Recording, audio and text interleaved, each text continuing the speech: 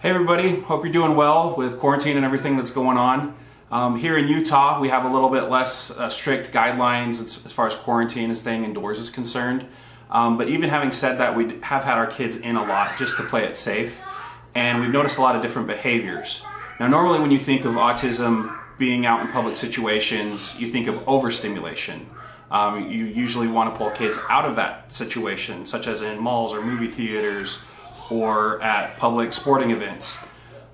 With our kids, especially Alistair, we've noticed a lot of changes. Alistair has had some very interesting stims now, including hitting his fist together like this, or clapping. Come on back. Dad.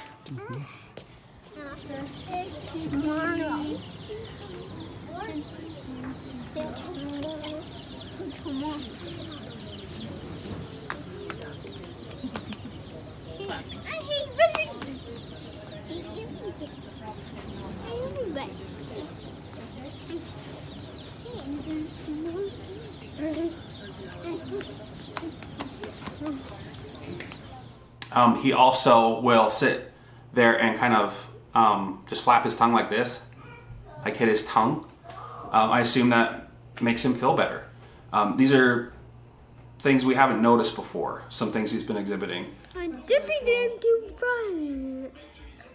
I'm dipping into juice. Mo, mo, mo, mo, mo, mo, mo, mo, mo.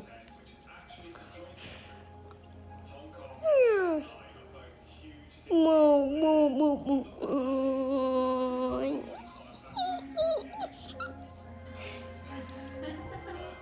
That's hilarious. He's showing how his room is like, look at that. He's like, it's one Ryan wide, his bedroom. Hold on, Brett. Alistair, what are you doing?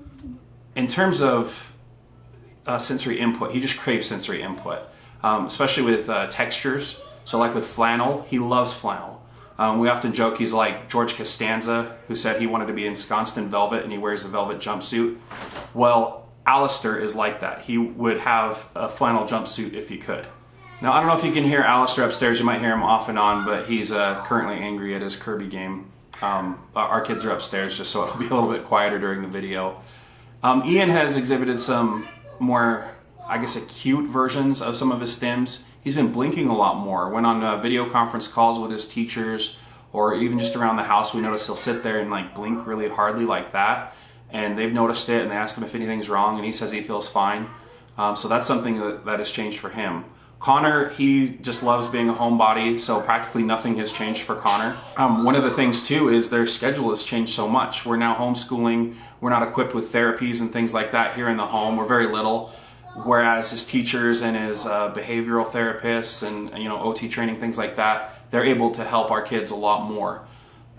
Here in the house too, we just don't have the classroom setting and all of the kids to interact with and develop speech patterns and things like that. So another thing too is time. It's just we lack the time to take breaks to help out our kids as much as we would like to. I'm sure you guys are feeling the squeeze too, where you went from being full-time employee or business owner to being a homeschooler or a therapist as well. And all of those dynamics changing has led our kids to exhibit different behaviors.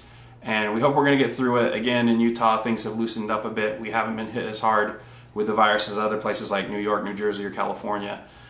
So we're able to get out a little bit more. We're doing so cautiously. We're taking our kids out to the desert where there's no one else. And we play around, we build campfires, we go hiking, things like that. But it's not enough sensory input, especially for Alistair.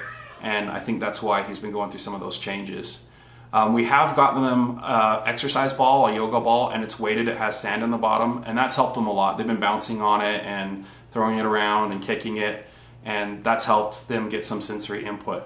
Our Harkla Hug, the squeeze, the inflatable squeeze toy, I guess for lack of a better term, that finally bit the dust. Our kids just were murder on it. They tortured that poor thing. he jumped on it, kicked it, and finally it just, it got too many holes. So that's just how it goes. They beat on things pretty hard.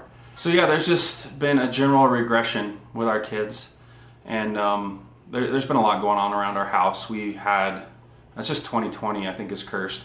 We had a flood in our living room. We had a cupboard fell off. We tried fixing our stove because some cleaner got inside and all the glass shattered. So we have to come up with, it's like one of those double stoves, so like $3,000, $4,000 for a new install on the... You mean oven? Oh, the oven. I'm sorry, the oven. And then we're putting in the new floors, which is going to be something like $5,500 to $6,000. Our tub upstairs, the faucet broke. It came off. I tried doing a new install on it, and then flooded the inside of the wall, so I had to get a plumber out here. You had cavity. Yeah, I had a piece of my tooth actually fall out, and had to get that repaired. So, man, 2020. And, my sister's families, they've lost jobs. Husband had some weird growth under his arm. I mean, all kinds of things going on. We had some friends and loved ones who have gotten sick, obviously, and have been struggling for their lives, while other people just get away with, like a common cold. But most people have been struggling a lot, and we'll definitely pray for you guys out there. Hope everything will improve, and hopefully things improve for us. And we'll see you in the next video.